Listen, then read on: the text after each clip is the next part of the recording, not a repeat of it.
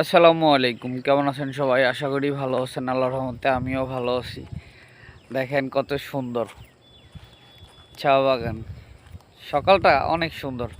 হাঁটতে আসছি, এসে একটু ভিডিও করলাম যে আমি একা না, সবাই দেখুক, এই জন্য আর কি। এত সুন্দর দেখেন, আঁকা বাঁকা রাস্তা, চা বাগান, সবজি ক্ষেত। ভীষণ ভালো লাগে এইসব পরিবেশে আসলে।